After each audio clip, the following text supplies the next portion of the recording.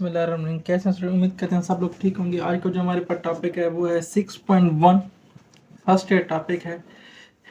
इन questions को आमतौर पर हम इस्तेमाल करते हैं मुख्तलिफ पेपर्स में, ऑब्जेक्टिव के तौर पर आते हैं। अच्छा, इसमें लिखा गया है right the first 4 term in the following sequence. ये आपको सीक्वेंस दी गई है जिसमें लिखा गया है जनरल टर्म दी गई है किस्म की an is equal to n minus 1। ये क्वेश्चन में होगा। आपने क्या करना है, 4 टर्म निकालनी है। इसका मतलब है n की जगह आपने 1 लिखना है। यहाँ n की जगह 1 लिखने से 2 × 1 2 -3 रिजल्ट -1। इसी तरह इसी सीक्वेंस के अंदर जो हमें दी गई है उसके अंदर n की जगह हम 2 पुट करेंगे। 2 × 2 यानी कि 4 4 -3 यानी कि 1। फिर हम लोग इसी n की जगह 3 पुट करेंगे। 3 को 2 से करेंगे 6 6 में से 3 गए 3। इसी तरह n की जगह हम 4 पुट करेंगे। 4 2 8 -3 5। तो रिक्वायर्ड 4 टर्म्स ही वो होगी -1 1 3 और 5। इसी तरह एक और सीक्वेंस दी गई है जिसकी जनरल फॉर्म है कि an इज इक्वल टू -1 की पावर n की पावर 2। n की जगह हम 1 लिखेंगे, ये 1 आ गया। इस n की जगह नीचे 1 आ गया। -1 की पावर है, क्योंकि 1 एक आड नंबर है इसलिए -1। 1 की पावर 2 एक इवन नंबर है तो 1 1 × -1 रिजल्ट -1। यहाँ पे इसी तरह n की जगह 2 पुट करेंगे। यहाँ भी 2 आ जाएगा और यहाँ पे भी 2 आ जाएगा। -1 की पावर 2 एक इवन नंबर है इसलिए पॉजिटिव हो जाएगा। 1 को 4 से मल्टीप्लाई करेंगे 4। सेम इसी तरह 3 पुट करेंगे। -1 की पावर 3 और उसकी 3 की पावर 2, क्योंकि 3 एक आड नंबर है इसमें माइनस की पावर जो होगी वो -1 ही रहने देगा। और 3 की पावर 2 यानी कि 9। 9 को -1 से करेंगे -9। n की जगह 4 पुट करेंगे। 4 एक इवन नंबर है, इवन नंबर होने की वजह से ये माइनस जो होगा वो पॉजिटिव हो जाएगा। 4 4 द 16 यानी कि 4 × 2 16 आ गया। तो हमारे पास 4 जो रिक्वायर्ड टर्म्स थी वो थी -1 4 -9 एंड 16। इसी तरह के एक और जनरल फॉर्म दी गई है जिसमें अंदर लिखा गया कि an is equal to n/2n + 1।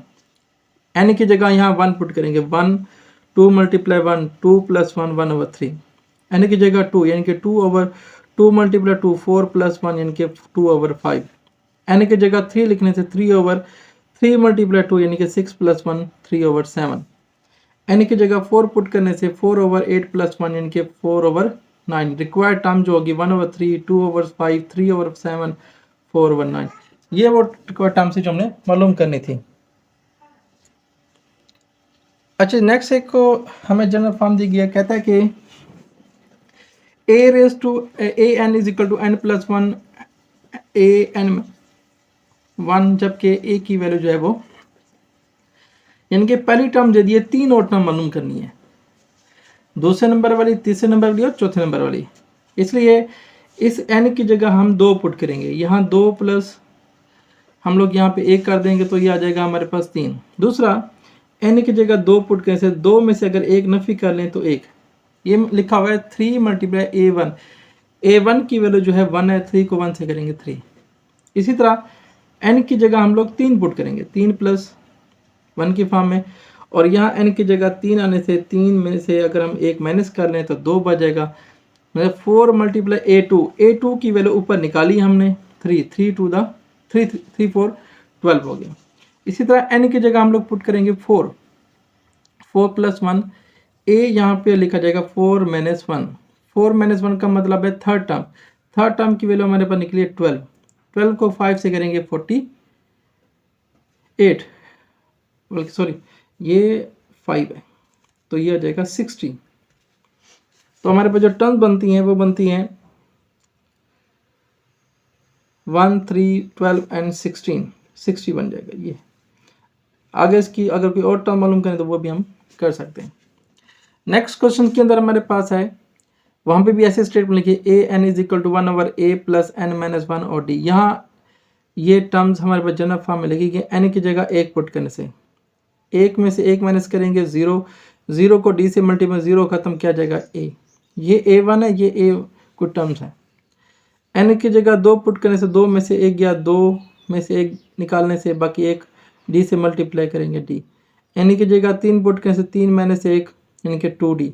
N की जगह 4 पुट करने से यहाँ पे 3d, यानी कि एक पुट करने से डी के साथ मल्टीपल 0 आता है, 2 पुट करने से डी के मल्टीपल 1 आता है, 3 पुट करने से डी का मल्टीपल 2 आता है, 4 पुट करने से डी का मल्टीपल 3 आता है।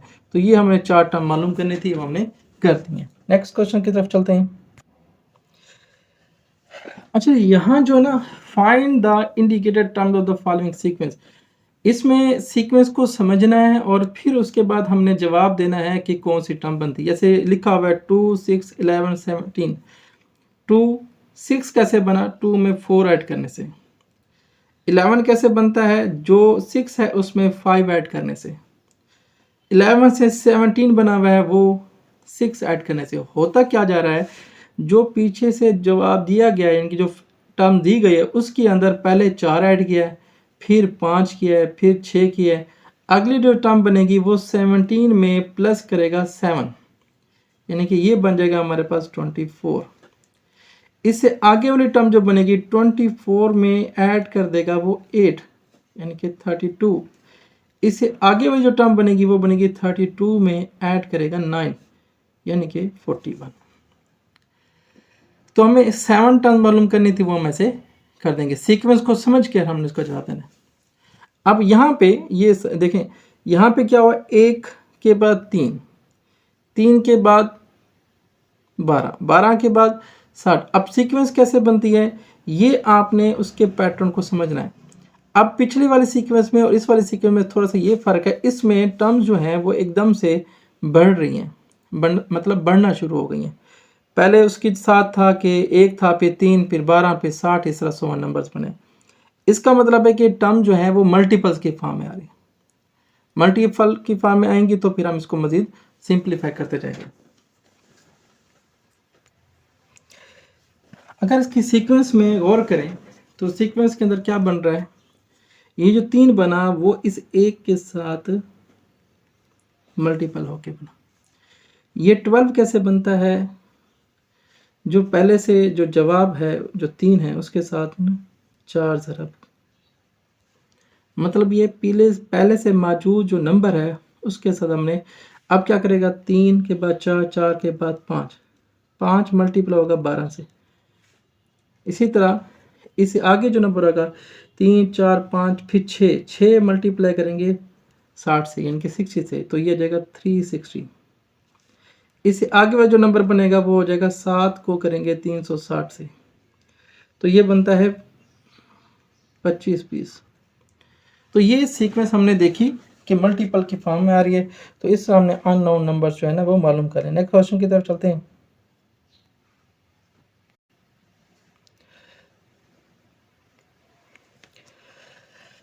अच्छा, नेक्स्ट जो सीक्वेंस दी गई है उसमें लिखा हुआ है, ये देखें कि ये लिख रहा है कि 3/2, 5/4, उसके बाद 7/8। होता क्या जा रहा है, इसमें जो नंबर था, यानी कि ये जो 3/2 बना है, इसके बाद अगर 5/2 देखें तो ऊपर जो है ना 3 में 2 ऐड हुआ है, नीचे 2 की पावर में 1 ऐड हो रहा है, मतलब ऊपर बन गया 5 + 2, नीचे बन गया 2 की पावर 3। मतलब 2 ऊपर ऐड होता जा रहा है, नीचे जो है वो मल्टीप्लाई होता जा रहा है। 7 + 2, 2⁴। अगर ये हल करें तो ये बनता है 9/16। इससे आगे की जो टर्म बनेगी वो बनेगी 9 + 2/2⁵, मीन्स 11/32। इससे आगे की टर्म अगर हमने देखनी हो तो उसमें क्या करेंगे, 11 + 2 / 2⁶, यानी कि 13/64।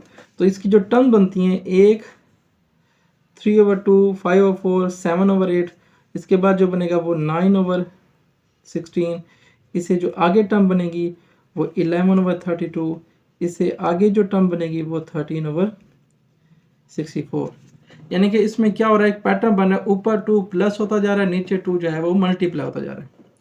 इसी तरह नेक्स्ट जो है सीक्वेंस में जो टर्म दी गई है वो है 1, 1, -3, 5, -7, 9, और इस तरह नंबर्स मालूम करने। 8वीं टर्म मालूम करनी है। इसमें ना थोड़ा सा मैंने तरतीब को अरेंज किया है कि A1 1, A2 1, A3, A1 का मतलब है पहली टर्म, A2 का मतलब है दूसरी टर्म, A3 तीसरी टर्म, A5 पांचवी टर्म, A4 चौथी टर्म है। तो मैं इनको अरेंज कर रहा हूँ कि ये पहली, ये दूसरी, ये तीसरी टर्म्स होगी, ये चौथी होगी, ये पांचवी होगी, ये छठी होगी, ये इससे आगे जो होगी वो सातवीं।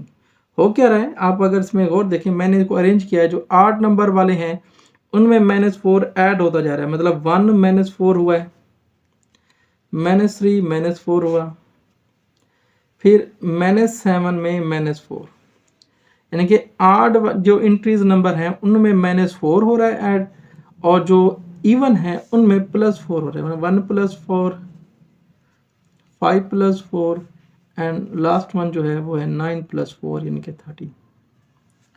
तो इनकी अरेंजमेंट को समझकर हमने इसको हल करना है। नेक्स्ट सीक्वेंस की तरफ चलते हैं। अच्छा जी, ये सीक्वेंस जो है ये ऑलरेडी पहले भी हम लोग हल कर चुके हैं, दोबारा ये आ चुकी हैं हमारे पास। इसमें भी अगर आप गौर करें तो ये भी ऐसे ही है कि जैसे 3 को 1 से ज़रब किया, फिर 4 को 3 से किया, फिर ये 5 को 12 से किया, इससे A5 और A6 जो बनेगी उसमें क्या करेगा, 6 × 60 करेगा, और ये बनता है 360, और फिर बनेगा 7 × 360, इसका जवाब बनेगा 2520। ये सबसे थोड़ी सी डिफरेंट सीक्वेंस है।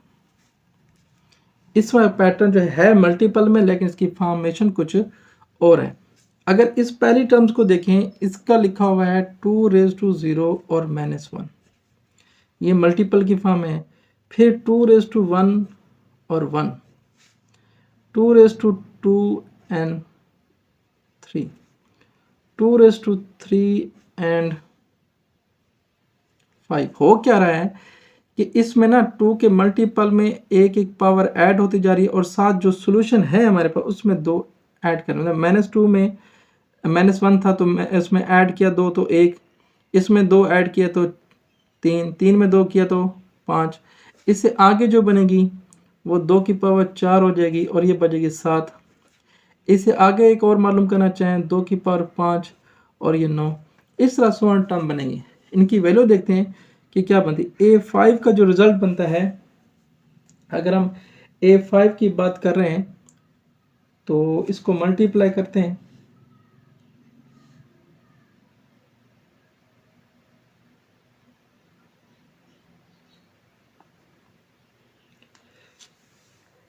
फोर्टी 16 × 7, ये हो जाएगा 112 हो गया। उसके बाद A6 जो हो जाएगा 2⁻5, इनके 32 को 9 से मल्टीप्लाई करें तो ये आ जाता है 288। तो ये सीक्वेंस थी जो हमने मालूम कर दी A6। मतलब इस तरह आप कोई भी टर्म्स होती हैं आप उसको मालूम कर सकते हैं। इसी तरह से कोई अगर और क्वेश्चन है या और किसी सीक्वेंस की टर्म्स हैं तो आप हमें डिस्कस कर सकते हैं। कमेंट सेक्शन में कमेंट कीजिएगा। थैंक यू, जज़ाकल्लाह, अल्लाह हाफ़िज़।